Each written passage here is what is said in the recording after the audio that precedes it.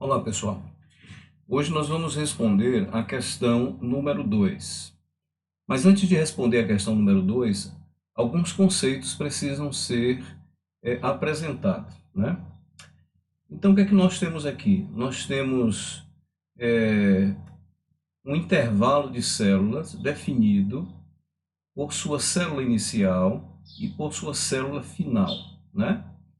Quando um intervalo ou uma faixa de células é definida dessa maneira, nós chamamos de vetor.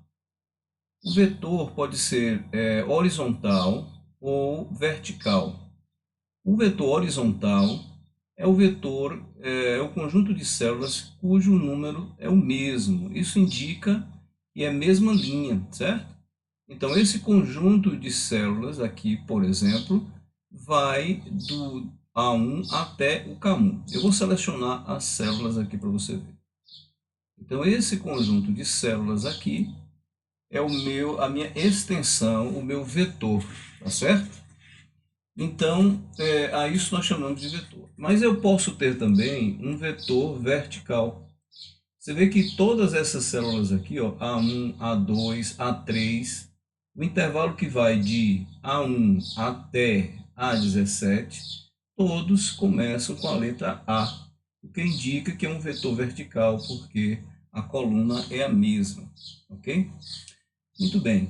Então, no nosso exercício, ele está se referindo, na realidade, ao conjunto de células que vai de A1 até K1. Agora, observe aqui quantas células tem, né? Eu tenho 1, 2, 3, 4, 5, 6, 7, 8, 9, 10, 11. Então, eu tenho 11 células, certo? Essa quantidade é informada aqui, né? Nessa expressão aqui abaixo. Mas o que é que isso significa, né? Lembra-se que nas aulas anteriores nós temos dito que o nosso X representa alguma célula em questão. Aqui está dizendo que é XI.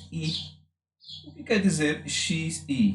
Esse I é, na realidade, o número da posição do X. A gente chama de índice. Tá? O índice é o número da posição de um número em uma sequência de números. Tá certo? Então, observe que esse I ele vai começar do 1, por isso que ele tem na parte de baixo o I igual a 1, o que significa que é o seu ponto de início. E lá em cima tem o ponto de final, o ponto de chegada, digamos assim, do I. Então, esse I ele vai variar do 1 até o 11.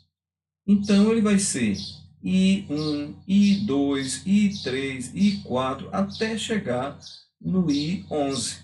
Lembrando que o I representa a posição das células. Então, eu tenho aqui um conjunto de células, né? E nessa sequência de células, a minha X1, ou seja, a primeira posição, é a 1. A minha X2, ou seja, a minha segunda posição, é B1. E assim sucessivamente. O meu K1 é a minha posição X11, né? Substituindo aí o X pelas letras, o XI pelas células A1, B1, C1 e assim sucessivamente, nós podemos fazer essa operação.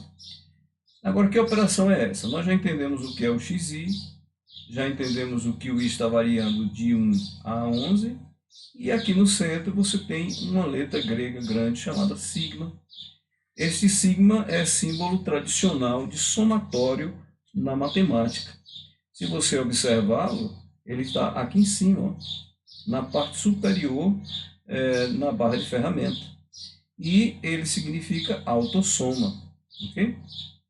Então, o que eu quero fazer com isso aqui é somar todos os xis. O x que começa na posição 1 até o x que vai à posição 11. Como a questão fala sobre o intervalo A1 até K1, eu quero somar todas as células da posição 1 até a posição 11 desse intervalo, tá certo? Duas formas a gente pode fazer isso. A primeira é colocando aqui no final, ou em qualquer lugar que você queira, a escrever a função soma de A1 até K1. Ok? Então é isso que a nossa célula significa. A nossa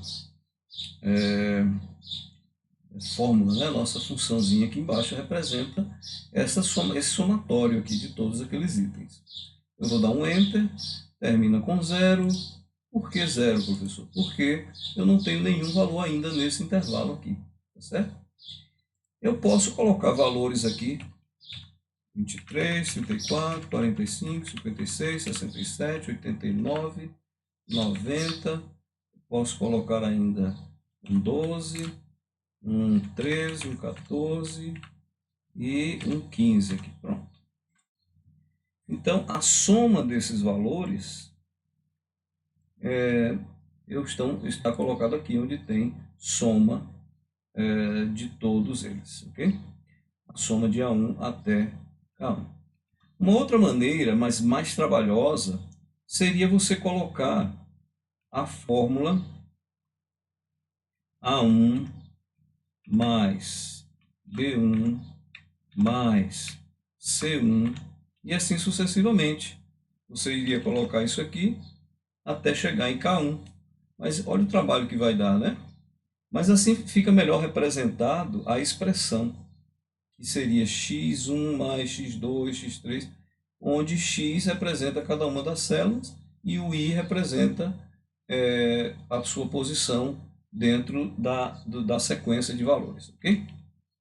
Então seria uma outra forma de fazer. Eu vou apagar essa fórmula que está aqui. Veja que agora não tem mais fórmula nenhuma. E eu vou repetir a seleção aqui desses e vou lá em autossoma e você vai ver que ele vai colocar para você aquela mesma fórmula que nós fizemos antes. Ok?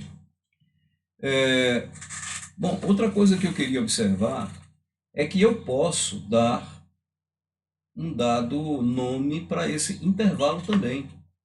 Digamos que eu queira chamar esse intervalo com um determinado nome que eu vou chamar aqui de sequência. Vou botar sem acento, tá? Sequência.